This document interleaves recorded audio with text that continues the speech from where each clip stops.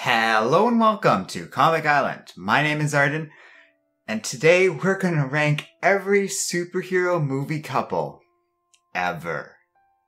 So it's that time of year again, and I wanted to do another Valentine's Day vaguely themed video. And I wasn't really sure what to do, and I decided to go with something we haven't done before. We do a lot of top 10s here, but this is gonna be a very different beast. This is gonna be ranking everything. Every superhero couple that's ever existed in a live-action superhero movie across all the different movies over the years. And there's a lot of them, many of which, well, we'll get into their quality as we go, but it was an experience, to say the least, going through all these couples. So sit back and enjoy. I will quickly say one thing. I definitely went with only couples that were kind of explicitly stated and only really in the Marvel and DC movies. And that's because this is a long enough list as it is that going into some of the more independent superhero movies or relying on romances that were sort of implied but never actually there in the movie is just too much. So we're going to keep it simple, keep it to the obvious and clear romances that were well defined in the movies. And I'm just gonna go through from the absolute worst to the all-time best, and it's gonna be a journey. So why don't y'all just sit back and enjoy as we gradually go from a nightmare experience of hell to some pretty good and interesting relationships. Enjoy. Number 35, Supergirl and Ethan. Oh boy. So Supergirl isn't a very good movie, and that's not much of a secret. It's an old and half-baked idea that kind of was trying to carry off of the success of the original Superman films.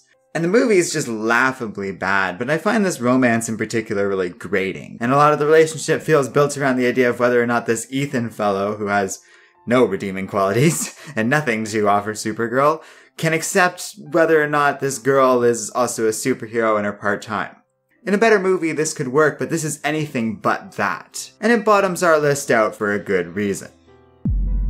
Number 34, Catwoman and Detective Tom Lone. The Catwoman movie is famously atrocious.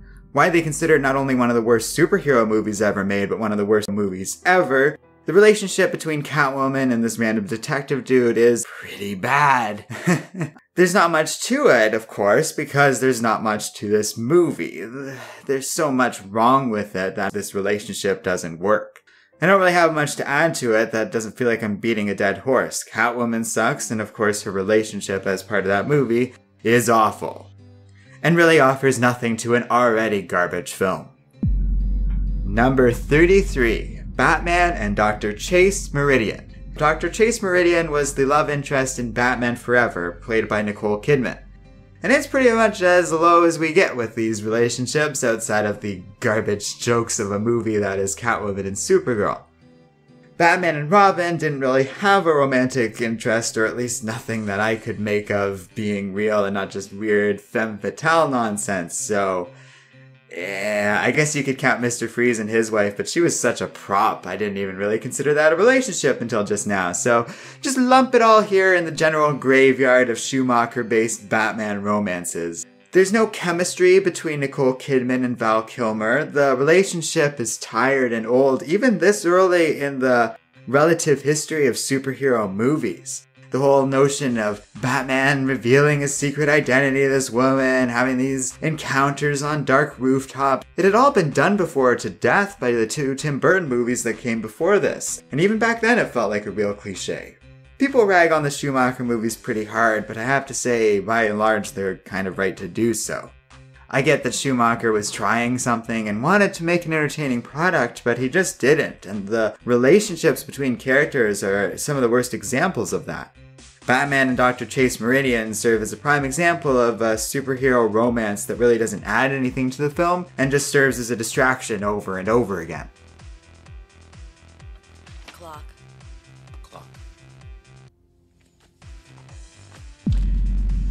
Tear one off and scratch. Number 32, Invisible Woman and Mr. Fantastic. An interesting aspect of this list is I will be bridging the various adaptations of these characters across history and judging them as a whole as best I can. it really didn't matter too much. The relationships were pretty consistent across the board. And the ones depicted between the various takes of the Invisible Woman and Mr. Fantastic are all pretty awful. I'm not really counting the Roger Corman version because that never experienced a wide release, but the original two movies and Fan 4 Stick are prime examples of superhero romance that it adds nothing to the movie, has no chemistry between the actors, and is just awful from day one. It's hard to really criticize this because there's just nothing there. There's no chemistry, there's very little scenes that actually deal with this romance, and what little we get feels corny or hackneyed or just plain cliched. It's about as low as we get in terms of these relationships between superheroes, and I mean, they're still just right in the middle of the elephant graveyard of bad superhero movies and the romances that correspond with it. So let's just keep trucking through it. Number 31. Ghost Rider and Roxanne Simpson. I had to really go over the old Ghost Rider movies and whether or not they really had romance, because I vaguely remember there being stuff about it, but I also remember it being not too developed on or that existent. In the end, I found the second Ghost Rider movie barely had a romance if they did at all, but the first one very much did. Johnny Blaze had this whole history with Roxanne Simpson, and it was a whole thing. Eva Mendes is awesome, and in the right role she can be great. That is not true here.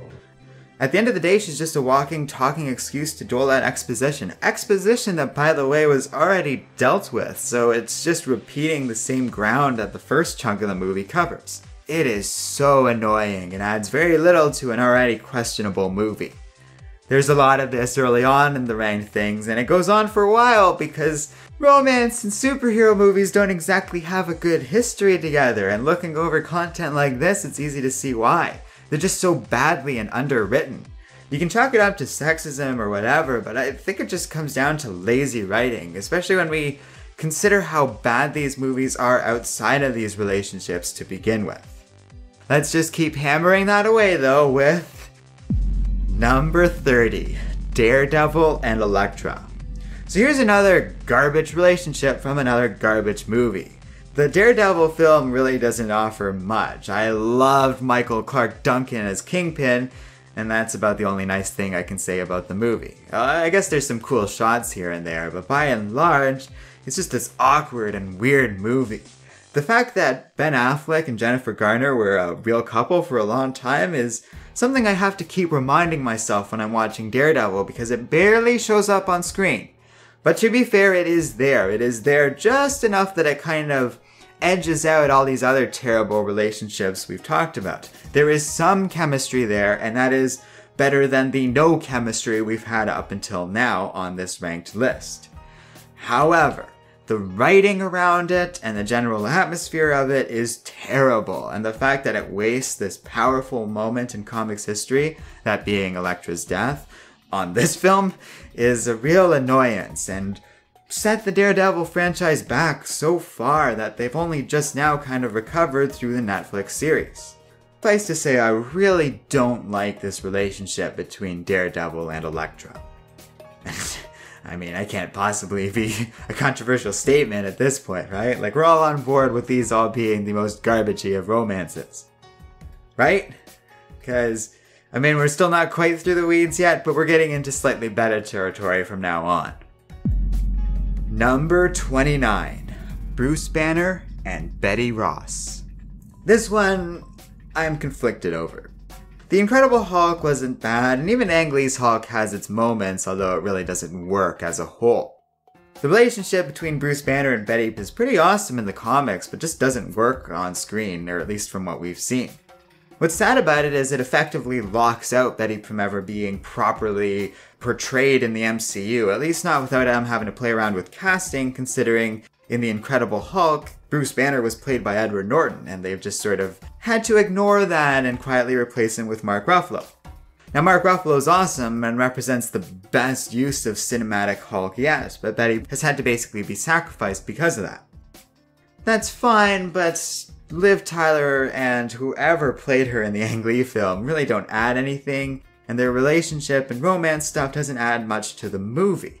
which is a shame because when we look at the TV show from the way back when and the comic books, there's a lot of potential for these two that just simply hasn't been realized in the movies. Number 28. Logan and Wolverine Origins Girl. Yes, I could have looked up her name, but I really don't care that much. The fact that she's this high at all is really just a testament to there being a couple of powerful scenes and moments for this character relative to some of the others. It's still a terrible romance, it's badly written, as is the entirety of X-Men Origins Wolverine, and it just doesn't really work. It's not quite bad enough to bottom out on this list because I quite enjoy the scene where she's telling the story about the Wolverine and how it becomes the source of Logan's name as a superhero. It's garbage and hackneyed as hell, but at least it's vaguely entertaining and interesting, and that's just enough to put it over every other relationship we've talked about thus far. But that's as far as it goes. It's still awful and adds so little to the movie that it just becomes this really boring distraction in an already super questionable film. There's a recurring pattern of that, but it makes sense. Badly written movies are going to have badly written romances, and in some ways this is just a tour through some of the absolute worst in superhero fiction in any of those movies that dared to have a romance to it. Number 27. Hal Jordan and Carol. At this point we've pretty much reached the end of the absolute garbage fire of superhero relationships. Don't get me wrong, these two were awful. Blake Lively and Ryan Reynolds are both charming enough on their own, but they really didn't add much together. But their chemistry is less important than the fact that this is one of the most underwritten superhero movie romances out there. And believe me, that's saying something given what we've just gone over. In a lot of ways, this would be a contender for the bottom spot were it not for this really awesome moment between the two at one point in the movie that I just love. Hal?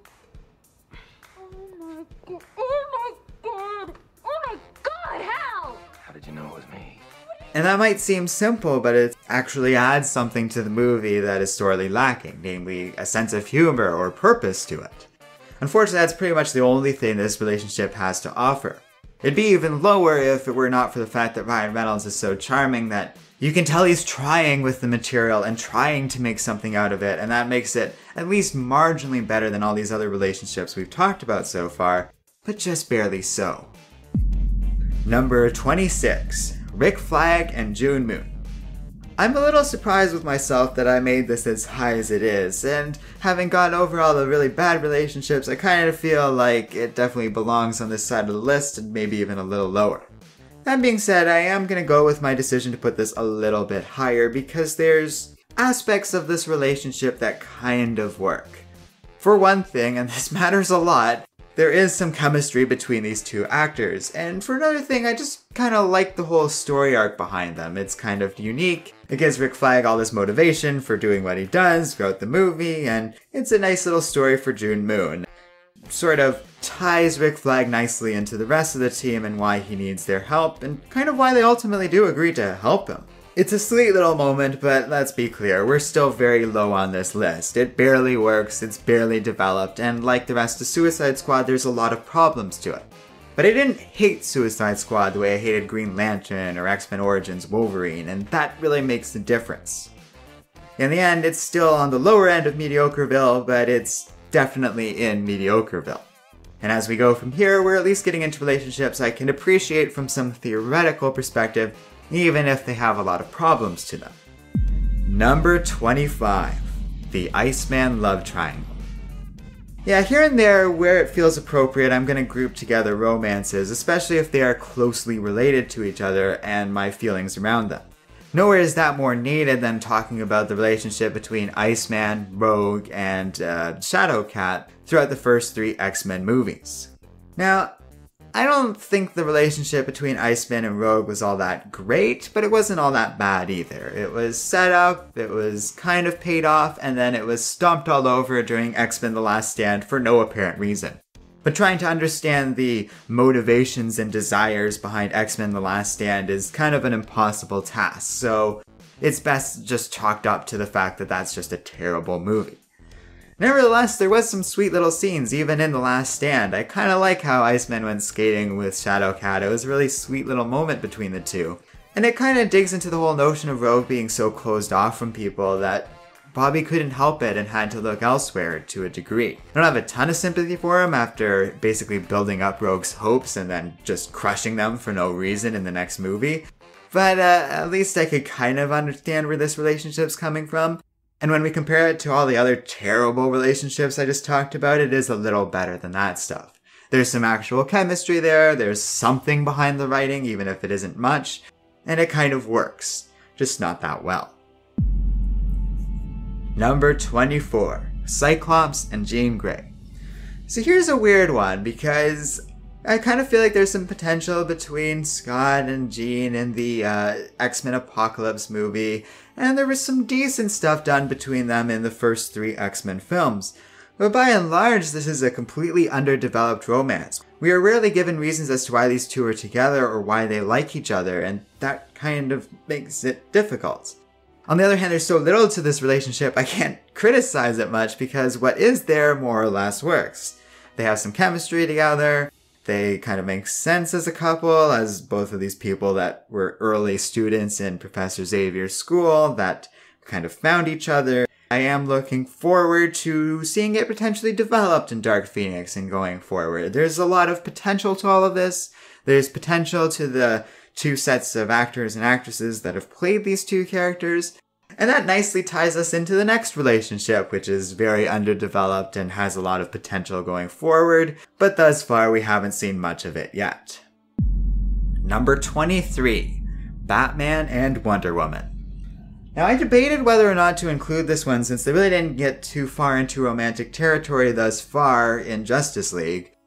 But that movie is so on the nose with certain scenes hinting and building up a relationship between these two that I can't not include it. It's all there and very much a part of that story. I've always been someone who's at least vaguely a fan of these two, although these days I have been converted into the church of Batman and Catwoman. There isn't much as it exists in the DCEU between these 2 characters. The problem is less that they only hinted at this romance in Justice League. I actually give them a lot of credit because that means they're going to build up on it later.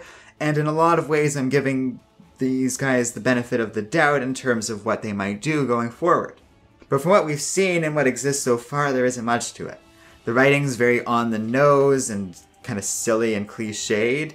Like, Alfred talks about, oh, you might be interested in more than just her skills, Batman, and I just want to die a little inside. And the chemistry between these 2 is really problematic, and I definitely blame it on this fellow over here, because while it sure seems like Gal Gadot's trying her best, this guy's talking in that same gravelly monotone that every other male member of the Justice League talks in, except for the Flash. And it's so annoying because Ben Affleck comes across as super wooden because of that, and any potential romance between these 2 just feels stale and forced. I don't know, I'm really rooting for these guys at this point. I really think there's a lot of potential for the Justice League as a whole to be something successful, but it desperately needs improvement, and the relationship between these 2 needs a finer touch to it and more nuance for it to really work. Or just better direction for the actors, because right now it's just not there. Number 22, Thor and Jane Foster. Well, you had to know this was coming sooner rather than later, and honestly, I'm about as surprised as everyone else at how high this ended up. The reason is that it's not that good, but it's not that terrible either. There isn't much chemistry between Thor and Jane, but there is some decent writing behind it. Most notably, there's a lot of fun moments between these 2. You can chalk it up to the general humor behind most of the first 2 Thor movies, but Jane Foster and her little ragtag gang of scientists were fun more than they weren't. Though an individual's tolerance for that is going to vary wildly, especially depending on how you feel about Kat Dennings. Moping around in your pajamas, eating ice cream, and obsessing about your nose. Nevertheless, there isn't much to the Thor and Jane thing, and I am on the whole glad that they are quietly discarding this relationship for the MCU in favor of better content going forward. Number 21, Logan and Jean Grey. Next up is a pretty solid relationship. At least when we compare it to the one between Cyclops and Jean Grey, a lot more time was spent on it, and a lot more development and thought went into it. There's a bit more real chemistry between Hugh Jackman and Famke, something whatever. And the Ring of Tragedy gives this coupling a little bit more oomph to it. My biggest problem with it is I just wish they hadn't have held this over Logan for the rest of this character's life, because it became bothersome after a while and very annoying. And there's not much else to say to it. It was very overdramatic and kind of silly. It's a little skeezy how Wolverine just is sort of stomping all over without really getting into the dynamics of why Jean and Scott like each other. And the whole thing just doesn't quite work for me as much as I think the X-Men movies want it to work for me. Number 20. Doctor Strange and Whoever. I could not for the life of me remember the woman's name that I think Rachel McAdams plays, but I also feel that's strongly indicative of what their relationship is in this movie, which is pretty much just paint by numbers, standard superhero relationship stuff. Now, all that being said, there's aspects of this relationship I do like that end up pushing it to the number 20 spot, which is pretty good considering what it's beaten out.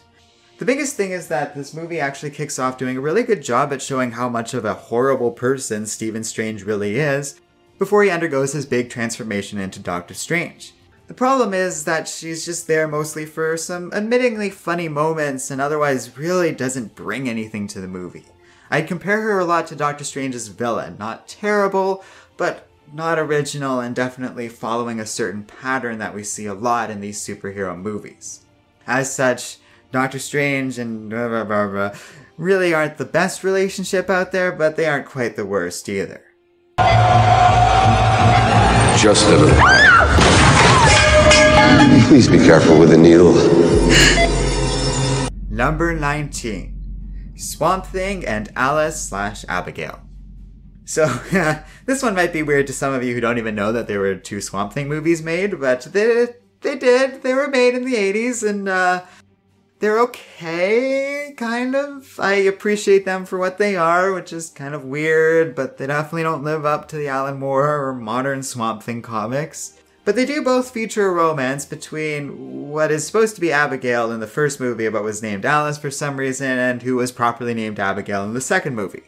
Both times it's fine, it's kind of weird, but Swamp Thing should be weird. There's some chemistry in spite of everything, and that's kind of funny to see. But at the end of the day, it just reminds me a lot of the standard trope of Beauty and the Beast. Or King Kong and the Girl, which is a ripoff of Beauty and the Beast. Or Hulk and Black Widow, which is pretty much a ripoff of Beauty and the Beast. So the point is, it's just Beauty and the Beast, and that's fine. It just isn't anything exceptional. And I don't really feel like I'm clamoring to recommend you watch the Swamp Thing movies if you haven't seen them yet. They're alright. They're not terrible. The relationship between these two isn't terrible, but I've definitely seen it done better in the comics, so it's just okay. Number 18. The Joker and Harley Quinn. Now this one is complicated. I have mixed feelings about Suicide Squad, but on the whole I come on the side of a positive review of the movie. In spite of its many problems, it's entertaining enough on its own. It's kind of fun to see how these villains are introduced and played together in a story. I just wish it did everything a little better.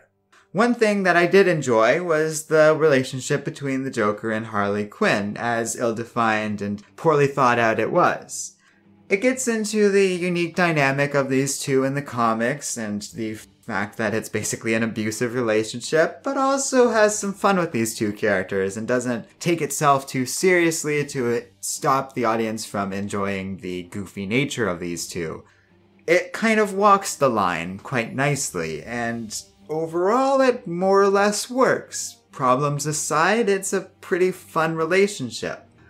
It serves as a huge backbone of the plot, and that's something important that we haven't really seen in a lot of these romances thus far. This relationship is actually important to the plot of Suicide Squad, and that matters because you kind of want that. Otherwise, there really isn't much of a point to the relationship, it's just kind of there out of obligation. And there's something I really like about a toxic relationship being explored in the superhero comics. All of these other couples are kind of these lofty goals of relationships where they're perfect soulmates for one another and blah blah blah, so boring. Harley Quinn and the Joker are fundamentally these insane people in this abusive relationship with one another, and that's really interesting. So seeing that explored, even if it's kind of clumsily explored by David Ayer, who's really dumb by the way, it's fun enough that it's enjoyable for what it is. I will point out that I am basing this opinion off of the extended edition of Suicide Squad. I understand they added a few scenes between these two, and I think that goes a long way for making this relationship work. If you haven't seen the extended edition, I would kind of recommend it. I think, though it makes an already clumsy movie a little more bloated, it also gives us a better sense of these characters and where they're coming from, and as such, the deleted scenes are very welcome in the film.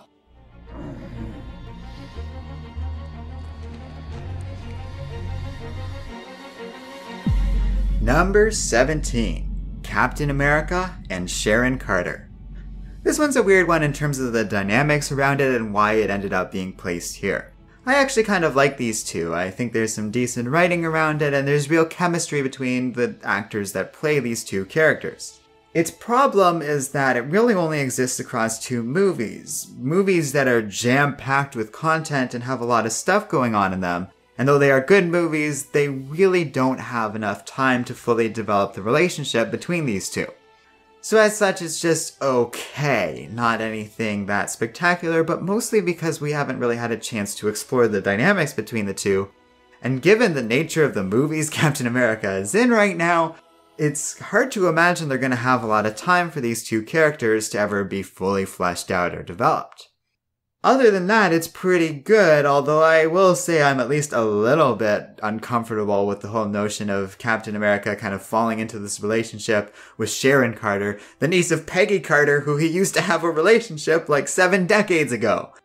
I just find that a little bit awkward, even if it's not unacceptable. It's just weird. To Captain America, not a lot of time has passed, so I just find it a little off, but it's not terrible either. Like, we can't hold that against the movie too much because when we get right down to it, the actual relationship has a lot of potential. But that's the best I can afford it, is there's just some potential here. There's very little else that the MCU offers between these two, and as such, it just sort of ends up on the higher end of the more mediocre superhero relationships that have come out thus far. Number 16. Logan and MARIKO. So this is the last of the Wolverine-based relationships that show up in any superhero movies. I'll give this one credit, I actually liked it a little bit more than the average X-Men relationship. In fact, looking it over, this is about as high as those get, with one really cool exception. To that end, it's alright. There's some interesting elements of tragedy and story and history between these two. And the Wolverine, though it will never be as good as the Logan movie, is still pretty good. Entertaining enough on its own, and there was some actual chemistry and dynamics between Logan and MARIKO, enough that it sold me on the film even if it wasn't perfect. Number 15. Thor and Valkyrie. Oh, poor Thor, never gets that far, although I will point out we are officially in good territory with this relationship. These two were introduced in Thor Ragnarok, and there isn't a lot of romance between them, but there's very clear and obvious flirtation between the two, and I quite like their chemistry. It feels a lot more breezy and more fun than Thor and Jane Foster ever was, and there's an aspect of this I like. It feels like Thor's character in particular would respond best to someone he could actually be in battle with and fight together and go out exploring the 9 realms with one another, and that all fits quite well. Add to that the Valkyrie's real history and motivations with Asgard, and it makes for an interesting coupling between these two. I will say this, it's on the lower end of the good relationships part of the list because there isn't a lot to it. Thor Ragnarok is one of those movies jam-packed with content, and as such, it doesn't have a lot of time to really get into all the character development with its many characters. That's okay because it does a good job with what it has, with each of the characters, and at no point am I ever bored or frustrated with the film or the dynamics between these two.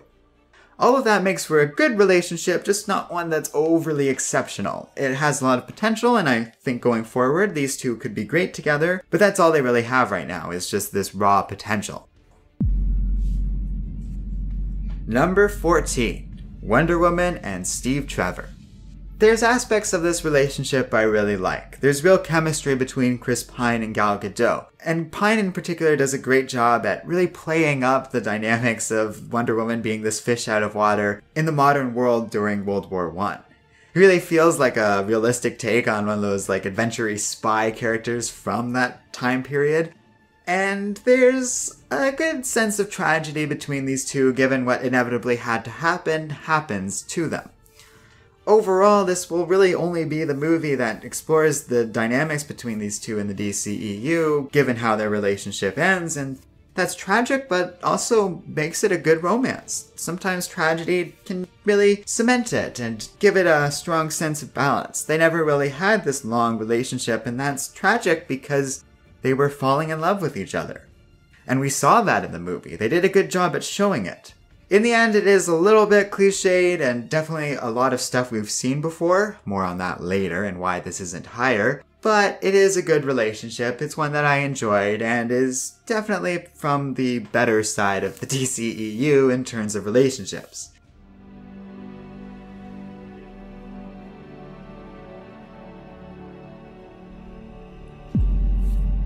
Number 13. Hulk and Black Widow.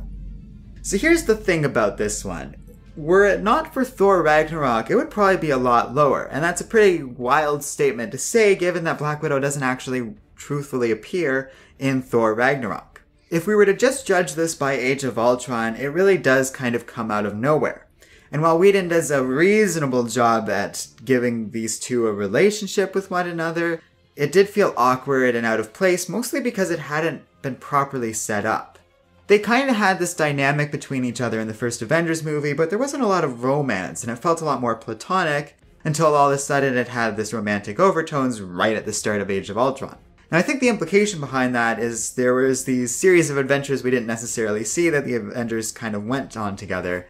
Because later in Thor Ragnarok, Thor uses the same technique Black Widow uses to calm the Hulk down, and that's what brings Bruce Banner back for the first time in what's implied to be a very long time. As simple as that might sound, that little bit in Thor Ragnarok, coupled with a few other little references to Black Widow, kind of made me appreciate the Hulk's character and his relationship with Black Widow a little more. Now that we've gotten past the awkward, random, out-of-nowhere introduction of these two, and we're starting to see their relationship develop, I'm quite enjoying it. And it's very clear from Thor Ragnarok that the Hulk's character is heading in a specific and very likely tragic direction. This is a bit of a guess on my part, but I have a feeling down the road this relationship's gonna have a lot more significance once we get around to that fourth Avengers movie. I just have a feeling we're gonna look back on these two with a bit of affection and look at the time they had together with a ring of sadness around it. That's all I really will say on the matter. I don't have any inside information. I'm just drawing from the tone that they've set through Thor Ragnarok and Age of Ultron with the Hulk's character. It's all been set up quite nicely, and I appreciate the setup for what it is. But it is just that, setup, so it's not going to be any higher on this list, but I do think there's potential, and this relationship gets looked down on, but there's something to it. You know, I think there's something more we can expect in the future, and some real solid potential between these two. Number 12. Ant-Man and the Wasp. This one frustrates me a little because I feel like it's going to end up being higher in the future after Ant-Man and the Wasp, the movie, comes out. I can really only go by the first Ant-Man movie, and while there is some good chemistry between Paul Rudd and Evangeline Lilly, there isn't a lot to this relationship. I like the whole idea of basically Janet being frustrated with Scott becoming Ant-Man because she's far more qualified than him, and the only reason that she's not becoming Ant-Man is because of her father's own personal hang-ups. That whole dynamic and the fact that her father's a huge part of this story really gives this relationship some unique tone and qualities to it. They avoid a lot of cliches with these two, and I have a feeling this is only going to be built upon in better and more original ways in their movie coming out this year. But I haven't seen it, and I can't predict the future, so I can only go by what's here, and what's here is good, but pretty bog standard in terms of superhero relationships. So here it sits at number 12, but hopefully there's more to these two going forward in the future. Number 11. Tony Stark and Pepper Potts. So here's another one I kind of get a little frustrated about. Not because it's bad per se, although it is a little awkward at times. There is real chemistry between Robert Downey Jr. and Gwyneth Paltrow, although I just can't stand Gwyneth Paltrow as a person. But I try not to hold that against the character of Pepper Potts or how she's directed and treated in the MCU, and she's a pretty good part of it. She's had a lot of funny moments. I love when she got all hopped up on Extremis and kicks ass for a brief moment, and then is way too pumped on adrenaline after. That was a lot of fun. There is some great moments with her character and how it's developed and treated relative to Tony Stark. And their non-traditional superhero relationship goes a long way to stand out relative to all these other couples that we've talked about. But I would never put this relationship any higher because there's a lot of awkwardness to it and it's never felt completely natural or organic to me. It kind of feels like it's there out of obligation when the Iron Man movies really just want to have fun with Tony Stark and not bother with any of this stuff. But she's a really important and critical part in why Iron Man 3 more or less works, and I couldn't help but enjoy her return during Spider-Man Homecoming. She felt at place, and it was really nice to just get a very brief dynamic between her and Robert Downey Jr. again. It quickly reminded me on how fun these two really can be in the right hands. Overall, it's not the best in the world, but I mean, it almost cracked the top 10, so it's doing better than a lot of these other couples and how they were depicted across all these movies. Number 10. Peter Parker and Gwen Stacy. So here's the thing. Chemistry can go a long way. During the filming of both Amazing Spider-Man movies, as I understand it, Andrew Garfield and Emma Stone were in a real relationship. And that really shows in their dynamic and their banter together and the way they acted with one another.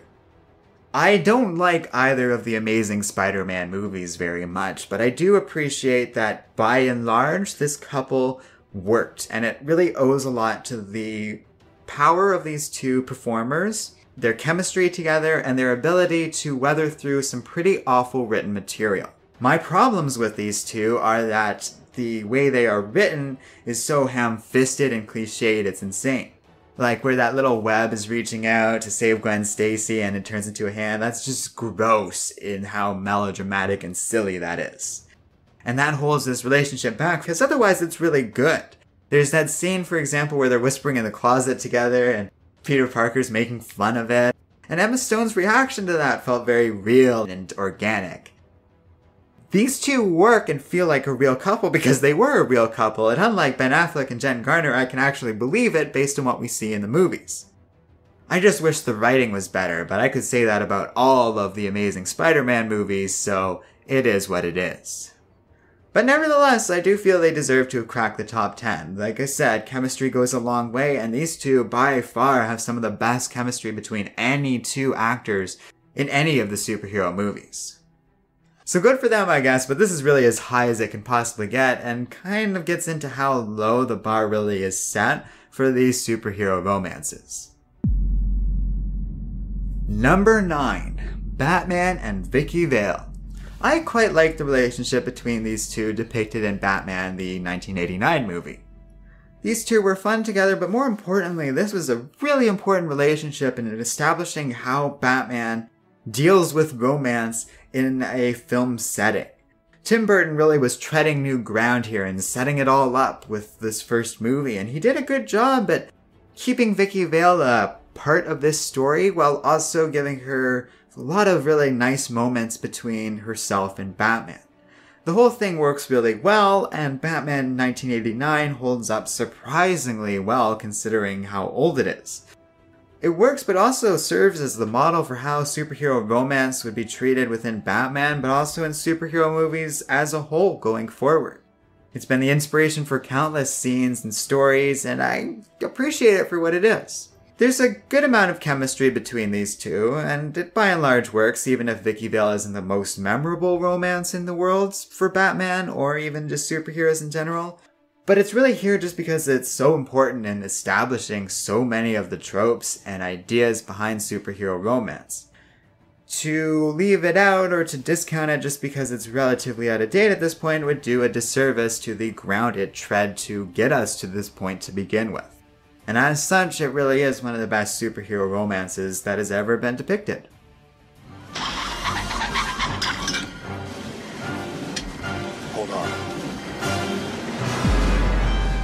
Number 8. Captain America and Peggy Carter. So this is unfortunately what holds back Wonder Woman and Steve Trevor so much. The fact of the matter is that everything good about Diana and Steve has already been covered between Steve and Peggy. A lot of people in the past named Steve. These two are good together and have some real chemistry, but where it works is there's this distinct tragic ring to their history together. One that sells Captain America's initial history and difficulties in adapting to the modern world, informs his character deeply in terms of why he might be a little trepidatious to jump into a romance with someone else, especially that person's niece. And overall, these two work together more than they don't. Like I said, it's really what holds back Wonder Woman and Steve Trevor because, quite simply, these two did it all first. And that little scene with them having to say goodbye to each other when he's crashing that plane, yes, it's a little silly that he has to sacrifice himself for crashing a plane. Like, he's Captain America, he should probably be able to get around that, but the fact of the matter is, it's a really sad scene. It holds up with what needs to be done in the MCU and the plot, and it ends up being one of the better moments in all of the Phase 1 of MCU. I have a lot of respect for the relationship between these two because it was done well, nicely set up and paid off, and just has this story to it that deeply informs Captain America's character. That's where a lot of these other relationships are doing well as we get farther into the top 10. They all contribute to the story in meaningful and important ways, and Steve and Peggy are a good example of that. But they aren't the best example. Number 7. Batman and Rachel Dawes. So now we get one that is often overlooked, but I think is a really well done and critical relationship for the first two Nolan Batman movies. Rachel Dawes, initially played by Katie Holmes and then later by Maggie Gyllenhaal, was an important character in establishing the mythos of Batman within Batman Begins, and later in securing just how deadly and dangerous the Joker really is during The Dark Knight. Both of these moments are really critical to the plot of the movie, and that really fits with the whole thing I was saying about the relationships that actually add something to the movie in question, being some of the better examples of relationships since they have more purpose in being there. I think Rachel Dawes is one of the best examples of that, most especially in The Dark Knight. The whole setup, where it's basically like the original Schumacher dilemma, where Batman has two people to save and he has to make a decision and can only really save one. But when they give the added twist of basically Batman being unable to save either, and Rachel Dawes is horribly killed while Harvey Dent is permanently and badly disfigured, was a really unique and tragic take that cemented not only the dangerous and unpredictable nature of the Joker, but just how much this movie wasn't pulling its punches. And to that end, I think out of every relationship on this list, the relationship between these two contributes the most to the story of the movies in question. Honestly, this would be right at the top of this list if it weren't for the fact that they had to recast Rachel through the two movies. You can't blame Nolan or anyone too much for this, I'm sure it was just an issue of scheduling or something. But whatever happened, the significance of Rachel being killed off halfway through The Dark Knight is kind of lost when it's randomly another actor. I bet there's a lot of people out there that didn't realize these are supposed to be the same characters across the two movies, and as such, the weight of that moment is going to get lost on a lot of the audience, and that matters. That is relevant. As much as I was ambivalent about Katie Holmes' performance in Batman Begins, if she was in The Dark Knight and had the same story, it would have hit home a lot harder. Which is a shame because on paper this is a really tragic and well done romance that works. Were it not for this casting issue, it would be nearly perfect in using this relationship to tell a Batman story. Nevertheless, it's still a solid example of not only a Batman relationship done really well, but a superhero relationship done well, with good chemistry, good writing, and most importantly, a pivotal role in the overall story arc of the narrative as a whole. Number 6. Star-Lord and Gamora. I bet some people are going to be really annoyed I put this so high, but I have to tell you, I really like this relationship. For one thing, it's unconventional, and unconventional matters so much, as it's one of the few relationships that completely stands out from all the others because it doesn't follow the typical dynamics or expectations of a romance. Let's be honest, they haven't actually had a romance yet. They keep building up to it, but nothing official has ever really happened, so to speak. It's pretty clear they care about each other, but neither are quite in the right place emotionally speaking to be in a relationship successfully with one another, and it's cool seeing that dynamic slowly unfold. A lot of this owes to the excellent character work done by James Gunn, who's just been driving this Guardians of the Galaxy franchise forward almost single-handedly. He's very good at doing these relationship-type stories, but even better at being unpredictable, and that's where Star-Lord and Gamora are at their strongest. I don't know where their relationship's going. I don't know if they're going to get a happily ever after. It doesn't seem like what James Gunn's instincts typically drift towards, so I'm very curious to see what happens going forward and can't predict it. And the fact that those two statements are true really makes it one of the best superhero relationships it's ever been. It's silly to expect them to have to kiss at the end, or for their relationship to have to be physical for it to be a romantic relationship. It's more than that, and I think by keeping things platonic right up until the end of Volume 2, it was a wise decision that makes this relationship not only atypical, but super interesting to see what they're going to do with it going into Infinity War and Guardians of the Galaxy Volume 3. I approve, and it's still one of the best superhero relationships I've ever seen on film.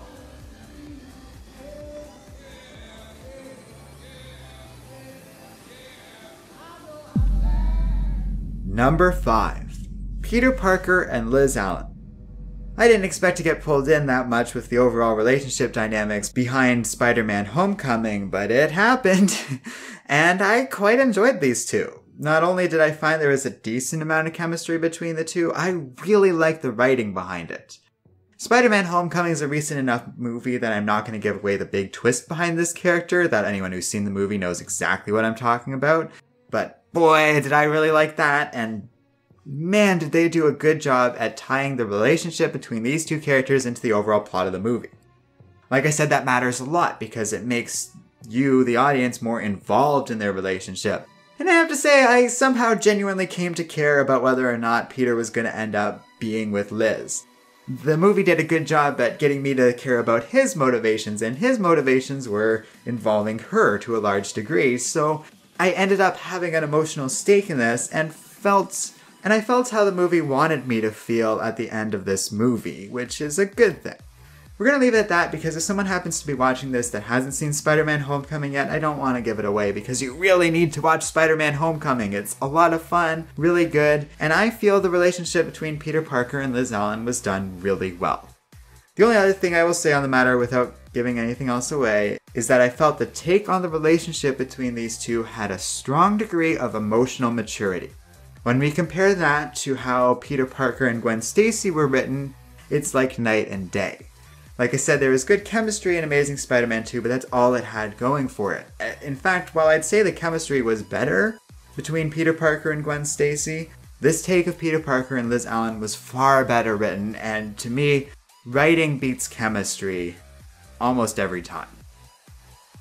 Kiss her.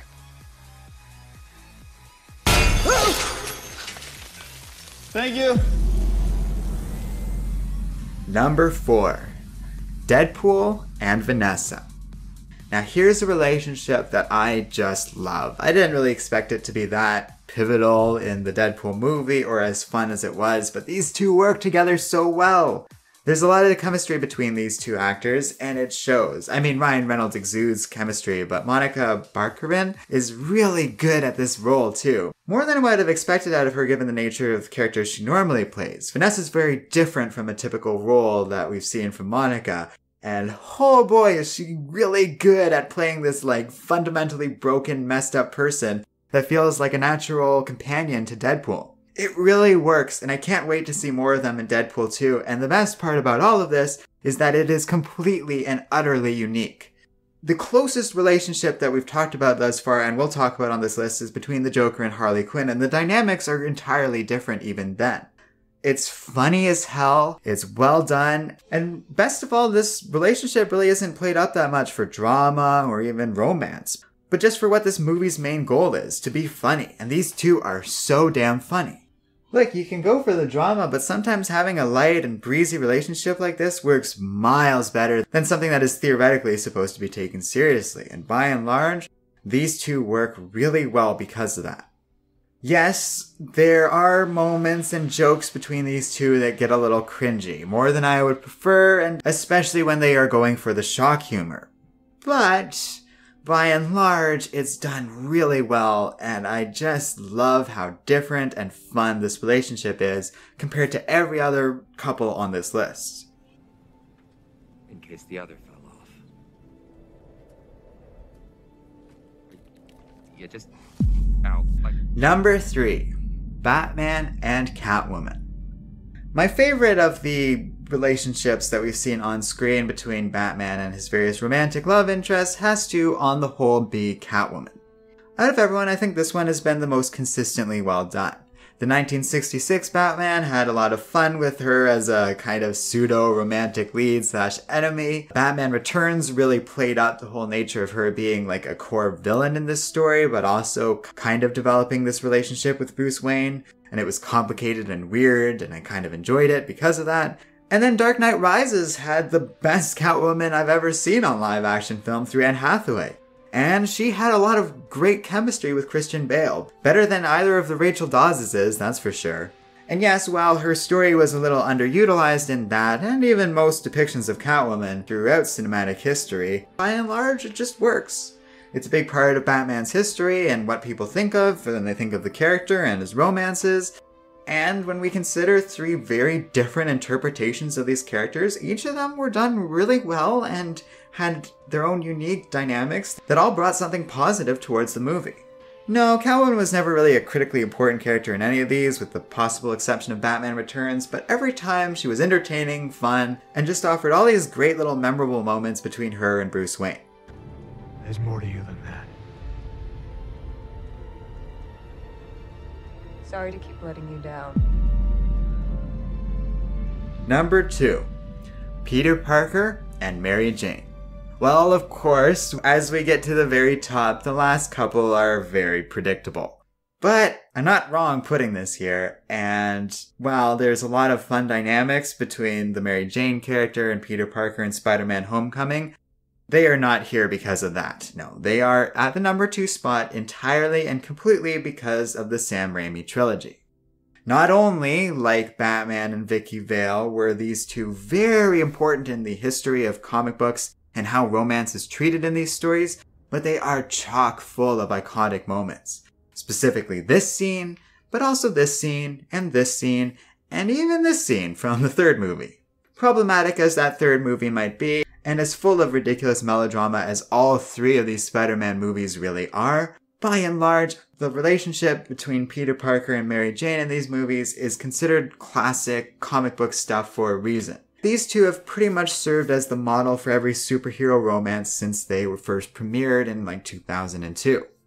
And it works more than it doesn't. Yeah, the chemistry and writing can be really awkward around these two, but the whole point of those Spider-Man movies is they're kind of grandiose and larger than life and a little silly to begin with. As such, this relationship perfectly fits the tone of the movie, and at every step of the way, Mary Jane is an essential part of the plot, even if that basically amounts to her getting kidnapped over and over and over again.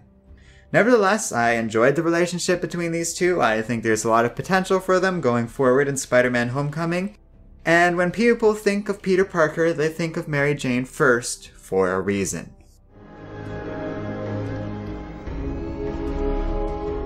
Go get him, Tiger. And the number 1 superhero movie couple of all time is, and if you've been paying attention, you should really be able to figure this out by now, Superman and Lois Lane. So here's a little interesting observation I made. While major characters like Wonder Woman, Peter Parker, Batman, and a few others have multiple relationships spanning this list, Superman only has one. Unless there's something crazy that happens in Superman 4 that I didn't know about, but I am not gonna bother to check, thank you very much. Screw that movie. And I think there's a reason for that. Nobody thinks of another Superman romantic interest other than Lois Lane. I have to tell you, looking over these two characters and their very long history over film, there isn't another example of a couple like this, and by and large, they've been consistently done well throughout their entire film history.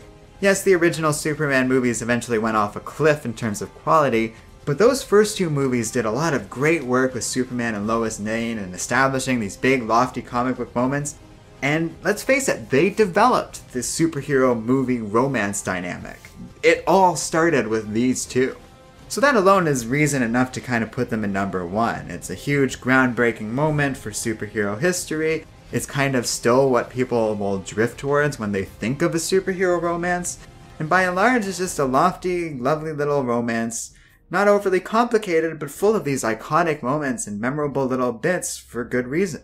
I mean, why are you here? There must be a reason for you to be here. Yes, I'm here to fight for truth and justice in the American way.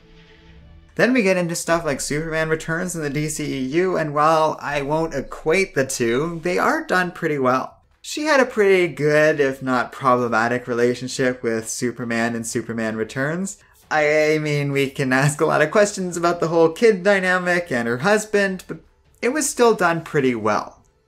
Then we get into the DCEU, and as much as I've thrown criticisms at their way here and there, I would say by and large, the dynamics between Henry Cavill and Amy Adams is pretty good. Feels like a real relationship, and definitely has a lot more traction than any of the other DCEU movies we've talked about. And I don't think these two drag down the idea behind Superman and Lois Lane whatsoever. I think they consistently maintain the quality one would expect out of a superhero movie along those lines. No, they aren't groundbreaking, and no, they wouldn't be number 1 were it not for those classic Christopher Reeve era movies. But those Christopher Reeve movies exist and are never going to go anywhere, and their role in history cannot be denied. To that end, yeah, it kinda has to be Superman and Lois Lane because it's what built everything else around it, and that matters as much as everything else. It also matters because Lois Lane has consistently been an important part of Superman's story. We can perhaps criticize what that role is in movies like Justice League, but by and large, she is a critical part of the plot and more often than not is offering more than just the role of being another damsel in distress. Her journalism career, often informing why she is involved in a lot of Superman stories, works as a dynamic and drives a lot of the story forward.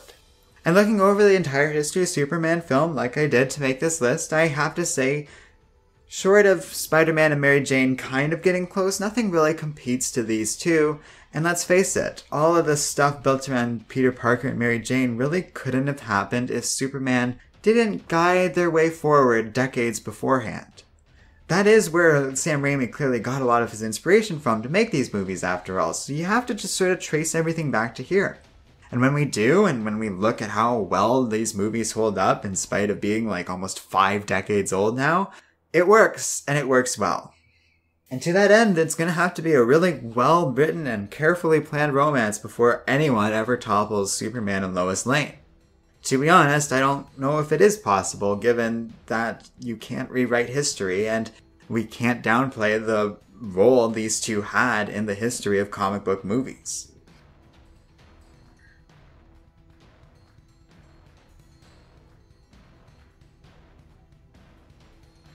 So that was the end of the video. Thank you very much for watching. If you feel there's any couples that I didn't give enough credit to or gave too much credit to, by all means, let us know in the comments section below.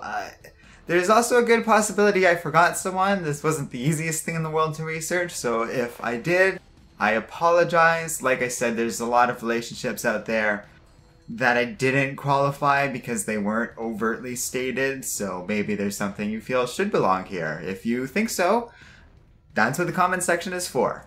And yeah, if you want to see more of these ranked videos, I definitely have a lot of ideas for them, and you'll probably see more in the future, but if you have any ideas for content along those lines that you want to see, you can also let us know in the comments, because we're always interested in taking new ideas and that sort of thing.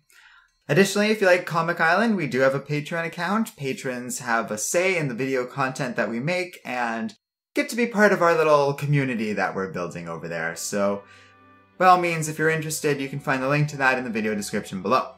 Finally, don't forget to like, subscribe, and keep reading comics.